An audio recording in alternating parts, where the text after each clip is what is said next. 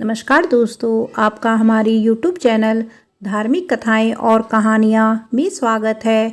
आज मैं आपको कार्तिक माह महात्म्य का 26वां अध्याय सुनाऊंगी। अगर आपको यह कथा अच्छी लगे तो आप वीडियो को लाइक, सब्सक्राइब और शेयर ज़रूर कीजिएगा। आइए सुनते हैं कार्तिक माह महात्म्य का 26वां अध्याय। नारद जी बोले, इस प्रकार विष्णु पार्षदों के वचन सुनकर धर्मदत्त ने कहा, प्राय सभी मनुष्य भक्तों का कष्ट दूर करने वाले श्री विष्णु की यज्ञ, दान, व्रत, तीर्थ सेवन तथा तपस्वियों के द्वारा विधि पूर्वक आराधना करते हैं। उन समस्त साधनों में कौन सा ऐसा साधन है जो भगवान विष्णु की प्रसन्नता को बढ़ाने वाला तथा उनके समीप की प्राप्ति करने वाला है। दोनों पार्षदों अपने पूर्व जन्म की कथा कहने लगे।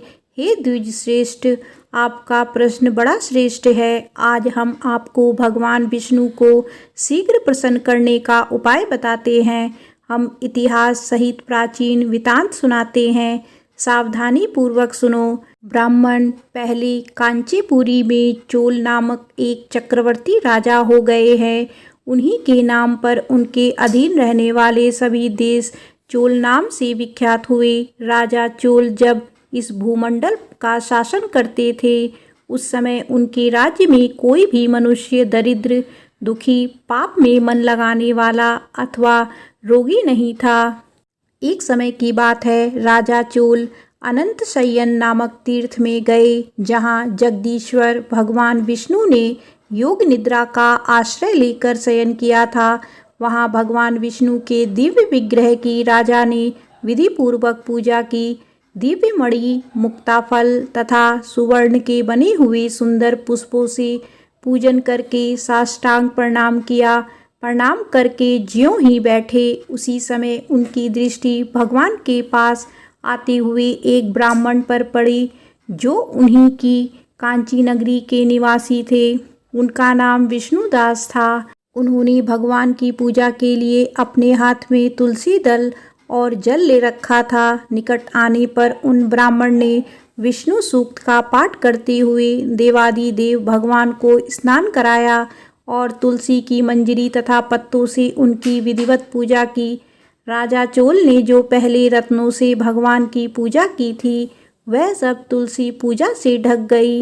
यह देखकर राजा कुपित होकर बोले, विष्णुदास, मैंने मणियों तथा सुवर्ण से भगवान की जो पूजा की थी, वह कितनी शोभा पा रही है।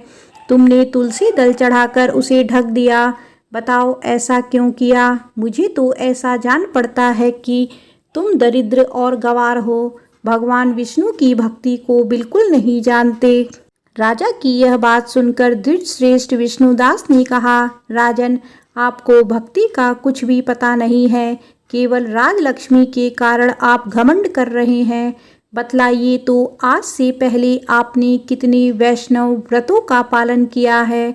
तब नृपश्रेष्ठ चोल ने हंसते हुए कहा, तुम तो दरिद्र और निर्धन हो। तुम्हारी भगवान विष्णु में भक्ति ही कितनी है। तुमने भगवान विष्णु को संतुष्ट करने वाला कोई भी यज्ञ और दान आदि नहीं किया, और ना पहले कभी कोई देव मंदिर ही बनवाया है। इतने पर भी तुम्हें अपनी भक्ति का इतना गर्व है। अच्छा, तो ये सभी ब्राह्मण मेरी बात सुन ले। भगवान विष्णु के दर्शन पहले मैं करता हूँ, या ब्राह्मण, इस बात को आप सब लोग देखें, फिर हम दोनों में से किसकी भक्ति कैसी है, यह सब लोग स्वतः ही जान लेंगे। ऐसा कहकर राजा अपने राजभवन को चले गए। वहाँ उन्होंने महर्षि मृदुल को आचार्य बनाकर वैष्णव यज्ञ आरंभ किया।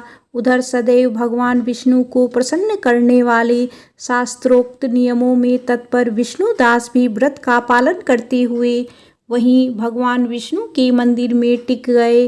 उन्होंने माघ और कार्तिक के उत्तम व्रत का अनुष्ठान, तुलसी वन की रक्षा, एकादशी को द्वादशाक्षर मंत्र का जाप, नृत्य, गीत आदि मंगलमय आयोजनों के साथ प्रतिदिन षोडशोपचार से भगवान विष्णु की पूजा आदि नियमों का आचरण किया। वे प्रतिदिन चलते फिरते और सोते हर समय भगवान विष्णु का स्मरण किया करते थे। उनकी दृष्टि सर्वत्र सम हो गई थी। वे सब प्राणियों के भीतर एकमात्र भगवान विष्णु को ही स्थिर देखते थे। इस प्रकार राजा चोल और विष्णुदास दोनों ही भगवान लक्ष्मीपति की आराधना में संलग्न थे। दोनों ही अपने अपने व्रत में स्थिर रहते थे और दोनों की ही संपूर्ण इंद्रियां तथा समस्त कर्म भगवान विष्णु को समर्पित हो चुके थे। इस अवस्था में उन दोनों ने दीर्घ काल व्यतीत किया। कार्तिक माह महात्म्य का 26वां अध्याय समाप्त होता है। प्रेम से बोलो विष्णु भगवान की जय, माता लक्ष्मी की जय।